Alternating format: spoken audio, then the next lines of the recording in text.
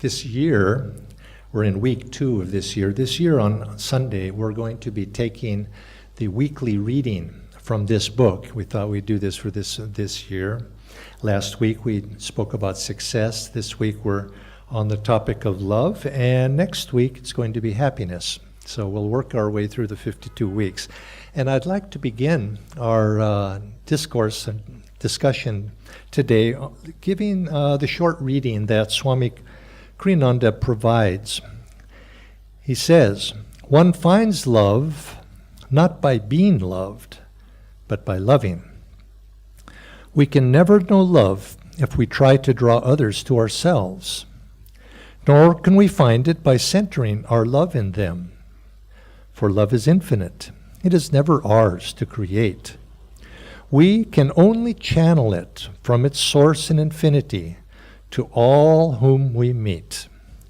The more we forget ourselves in giving to others, the better we can understand what love really is. And the more we love as channels for God's love, the more we can understand that His is the one love in all the universe."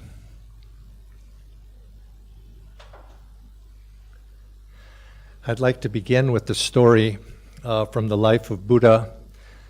He was, years ago, he was with his disciples, and they passed into a town, a rather larger town. It was a more prosperous town than a village, and they stopped there underneath a tree in the central part of the town, and he and his disciples were there resting. And at the same time, just shortly thereafter, a courtesan, a very beautiful courtesan, came and passed by that same place, very well dressed, prosperous obviously, and saw the Buddha sitting there with his disciples.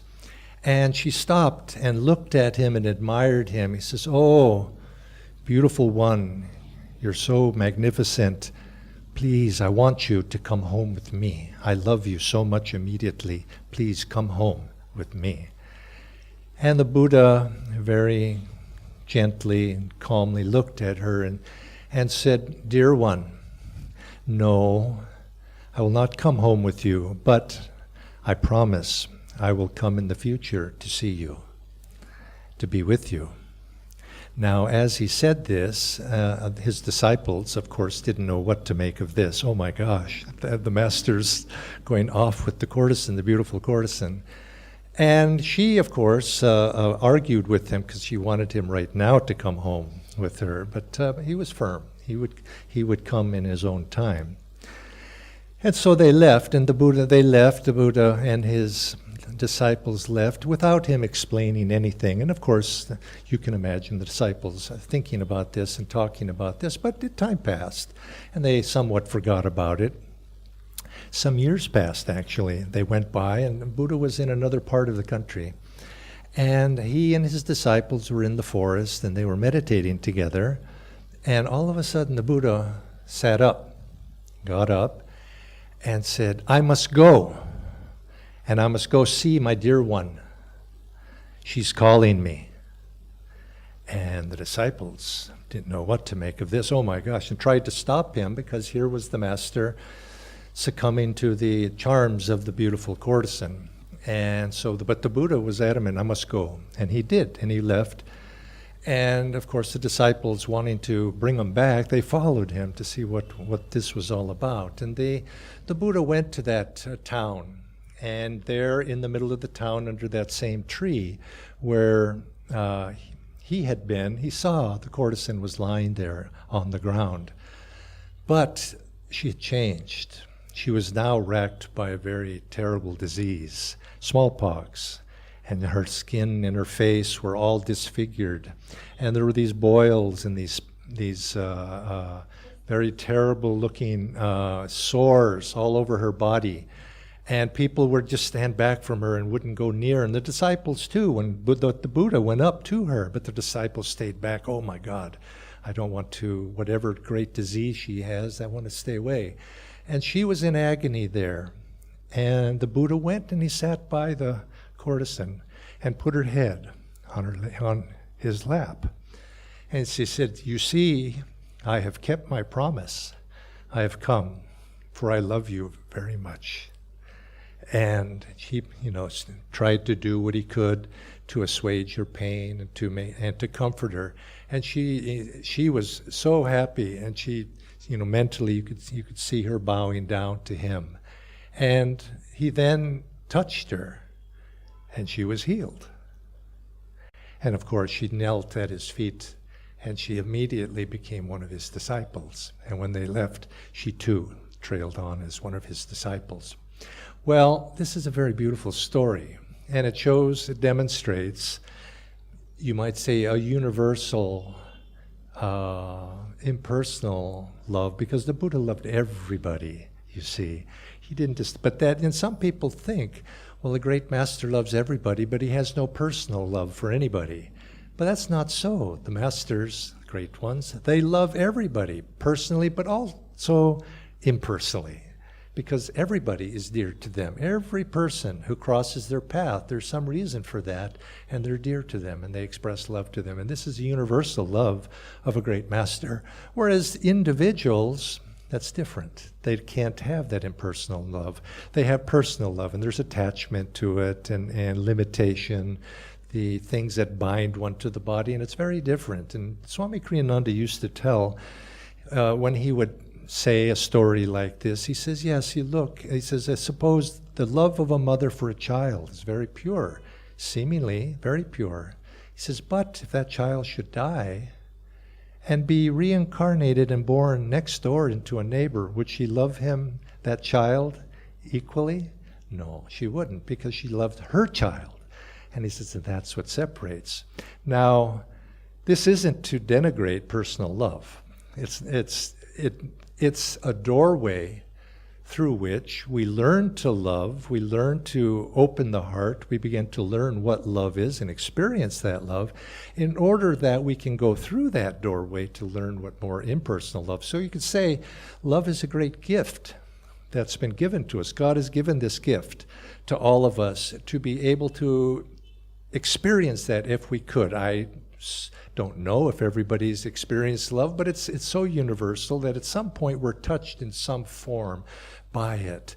And it opens up our heart to be able to ultimately even go further and open it up further to walk through that doorway of personal love, whether it's for a child or a parent perhaps, or friend, or for a lover, a husband, wife, whatever it might be. We love, and some very attached, some less so, because some have learned that the more we can expand that love from just a little narrow circle to include others as well, the more we ourselves are benefited, because through loving and expanding that love, we feel the joy and the potential of joy that's behind all of that. And now, this is a lesson that all of us need to learn as devotees. You might say it's a destiny for everybody to learn this lesson, to learn to expand their love of the little love into something larger. And this is what you could say the process of spiritual evolution is, this very process. I think back to that story that I think all of you have heard, so I'm not going to tell it in detail, but it's the one where Yoganandaji tells that philosophical fellow who came and asked those repeated philosophical deep questions to him, very esoteric philosophical questions, and each time Master would say, love God, again, love God, and each time in a louder and louder voice until finally, love God, and he just yelled at the fellow and got up and walked out. And the man didn't know what to make of that,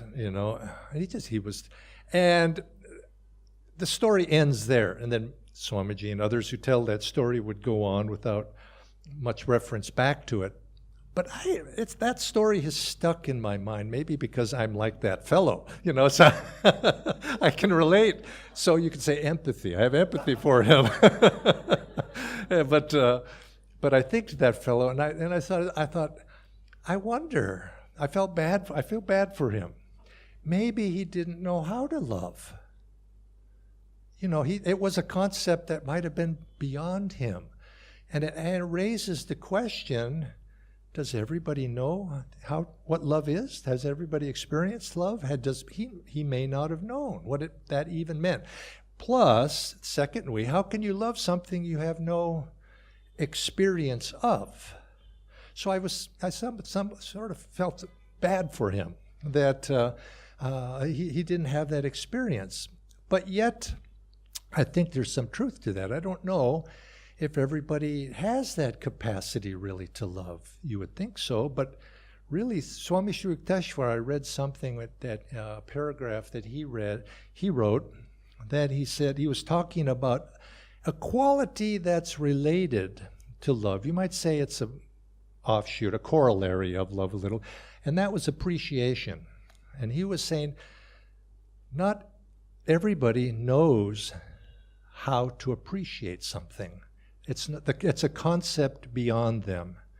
And when I read that, I said, yes, I've noticed that. I've noticed that too. Sometimes they have. But he said it's not that they're being rude, and the implication was not that they're being intentional.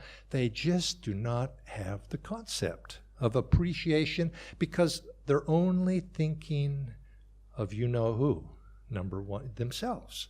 They're thinking of themselves, and so the idea of appreciating somebody else is beyond them. And he said, this is the state, in a deep, when the world is in darkness, Kali Yuga, he says you find this type of thing more. And as mankind evolves, as the ages progress, naturally arising in people is this quality of love. But it's expressed not so much as love as we think of, but it's expressed as a realization that there are others in this world as well, and the ability to recognize that other people and to be attracted to those other people, to commune with those other people. That concept in a very deep, dark age is not really as prevalent as we might think it, because now in our age we think, of course, people love one another. But he says, not necessarily. But people have to evolve, because you could see, I love our neighborhood pack of street dogs. They seem to really like each other, this one group. But I wonder, how much do they love? How much do they appreciate? How much do they have of these finer feelings? I think there's something there. They're there. You can see some dogs do, love their masters, and there's something there. But you can see it's something that evolutionarily wise, it begins to arise. And everybody has the potential for love. Not everybody necessarily has it in the same degree, but everybody has the potential, because love is a basic foundational principle of the universe. From the very beginning, it's expressed. Sat Chit Ananda. It's that chit, that consciousness, that is the universal attractive force, that attractive feeling nature, universal feeling, that ultimately is exerting its influence on the very universe, drawing all things eventually back. The world is going out in expansion, but yet on the other side, there's always this duality. But when you have expansion, also it's pulling back. And it's that universal attraction of love that is pulling everything back to God once again. So that potential exists in the very atoms themselves. Gravity, maybe that's a low expression of it, but it's ultimately, when it comes into life forms, it evolves, and in humans, it's expressed through love. And we too are evolving in that, and slowly it manifests more and more, and we're drawn toward one another to express that love. Swami Sri Yukteswar also went on to say that the very nature of spiritual evolution is the awakening of that love in the heart. He says, again, a very famous quote, we cannot take one step without it until we awaken the heart's natural love. You see, he says natural love. It's not something we impose or acquire. It's something that we uncover, because it's natural to who and what we are.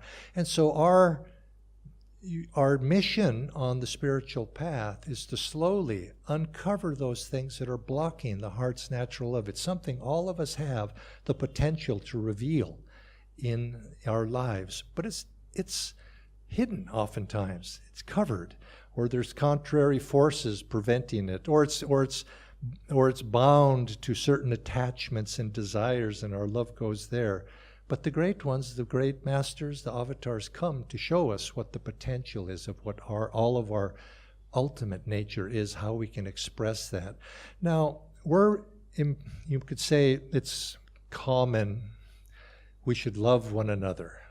We should love each other, love the world, and we've said that again and again, but how do you do that if you don't know what love is? I mean, if you haven't had that deep experience, it's not so easy to do that. So I think it's more useful if we try to think of something, how might we actually come to feel that love, or what love really is?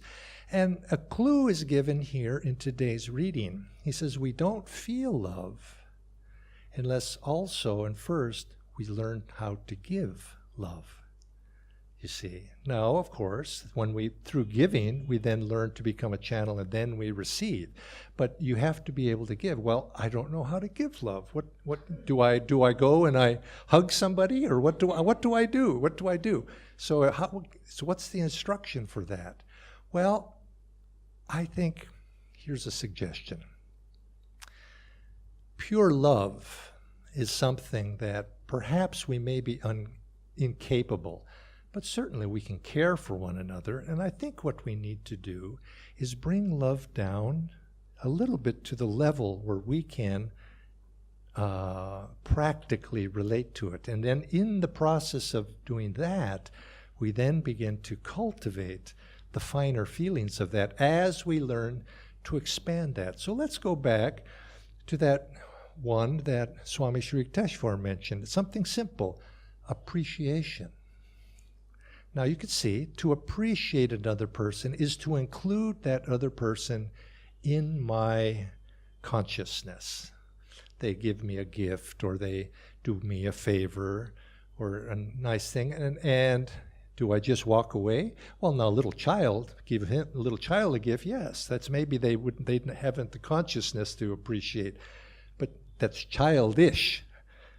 When an adult does that, you think that's a childish thing for them to do, not to be appreciative, because we expect a mature person, somebody who's a little bit more evolved, to actually show appreciation, because it shows that you recognize that you're connected to other people in some way. And that's what love is.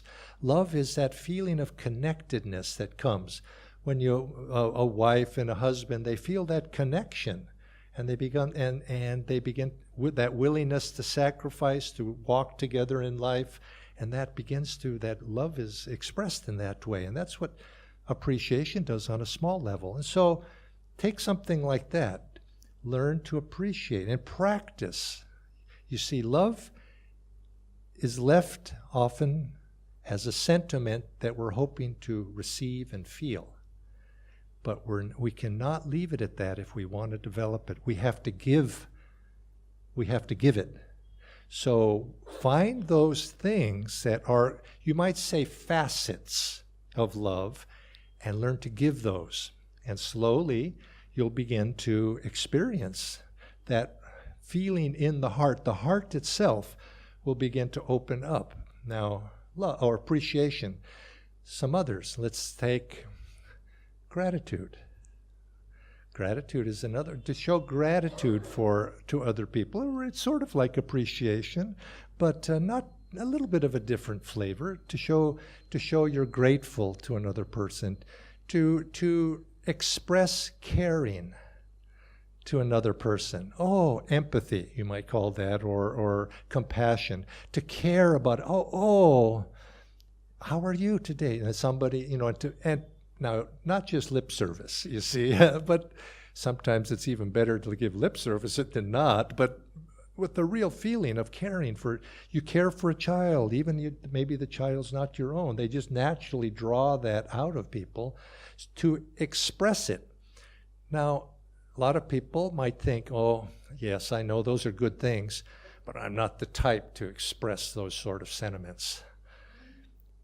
You take that road at your own peril. If you choose to go that way and just say, I'm going to just keep my, I'm a hard man, and I don't express those sort of things. Now, if I was in America, I'd really put on a Western accent when I said that, but a cowboy accent. But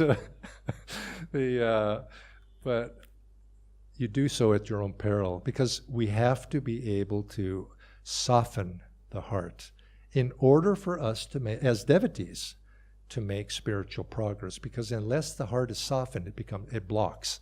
It blocks. So let's say we had appreciation, compassion, empathy, caring, gratitude. There's probably others. I mean, as soon as we finish this talk, I'm going to think of 5 more. But these are things that we can actually practice. And that's the important thing. That's what makes them significant, is find those things that you can practice, because in the practicing, you then become a channel for those feelings that are heart feelings. And by being a channel, you awaken them and make them dynamic, and you begin to then draw magnetically, you begin to draw that feeling of love into your heart, and you begin to expand it. This is what Swami Sri Yukteswar said, extremely important. You can't make progress until you open the heart. And you cannot really draw the Guru's grace and the Guru's love to you until you open the heart. But the heart is not just love personally. We have to open it universally, you might say, because to love just one person or the other and not anybody else, that's not enough. We have to have the heart's love in order to create the magnetism of the heart center, the feelings, that to be able to draw the spiritual support and teachings that we need in order to make spiritual progress. And if you don't, those hard people, they don't draw that, and they're going to become stuck. And we don't want to have that. We want to be able to, but not draw it personally, you see. Or you might say, not just express it personally, express it through that doorway, and then use that doorway to express it universally. So practice this. And usually every tradition, some fashion or another, has festivals, practices, times of the year, or through ritual, where it encourages these sorts of things. I would imagine, I know in India they do, certainly in the West they do. I don't know the other cultures well enough, but I'm sure this is a universal practices that to be able to give and to be a channel for those sorts of feelings, because it's universally, on some level, it's recognized that these things will stimulate that which all of us want, which is the blessings and the grace of God and the guidance to come to us on the spiritual life. So practice in this, and then through this, slowly, you begin to awaken to God's love that's behind all of this, and you begin to feel that for no particular reason, it begins to awaken within you, and you feel that love not because of any one person or anyone. You just feel it, and you begin to feel, I just am grateful. I appreciate life. I appreciate other people, and they begin to manifest these qualities back to you. And again, a virtuous cycle begins to develop. Now, there's a little deeper side of it also. If we don't do this, and we could say, and Sri Yukteswar goes on to speak about the various blockages that happen, that we get stuck with those blockages, those meannesses of the heart and so on. We become stuck in our spiritual life. And what happens is, you could say the heart is right here in the center of the body. It's that significant point where you have those energies that are below the heart, And then you have those in the lower chakras, you might say, and then you have those energies that are above the heart. And which way, of course, which way is that energy pointing? Is it pointing up so that when we feel something, we direct it upward to the brain, to the point between the eyebrows, or when something happens, we direct it outward, which is down. But also, as our consciousness begins to become more uplifted, we begin to operate out of, you might say, the energy begins to intensify out of different centers in the spine, where they become more expressive of who we are. And if we get stuck here, we can't, it's like a gateway. We come up there and we're stuck in the material realm. We can't enter into that finer realm, which is what the heart is the doorway to the upper spinal centers. And so it becomes locked. And so we have to soften that. We keep acts of kindness, you might say. I can't remember that phrase, but that, anonymous acts of kindness, of just begin to unlock it, soften it, kneading it until finally it begins to open, and we begin to feel that. And then we begin to open it and allows that energy to go up and out in a positive way. And we begin to interiorize our consciousness, and we begin to draw the grace and the guidance of the gurus and the grace and guidance of God in many very subtle ways. You'll see that then finally all the little, we give love to other people give love to us, we express appreciation, gratitude to other people, they begin to express it back to us, and we begin to see it's not those people that are expressing that nice things back to us. You begin to see that it's God behind every individual. There's a divine there, and we begin to see that. And then with that, when that becomes revealed, we see, yes, I'm not really expressing that love to any individual at all. It's just I'm expressing it to God who's behind every action, every person. That's what the Buddha, that's what the state he had. He saw God in everybody, and then was able to shower that person with love. And when the time comes and the need is there, God reciprocates. Just as the Buddha came to the courtesan, God comes to us in our time and in our hour of need. Love God, love God, love God. I won't shout it out like Master did, but love God. That's what he wants us to do. But do it in practical ways, not just a sentiment. Express God in your actions and everything you do, and find a way to be able to do that. Many blessings to you.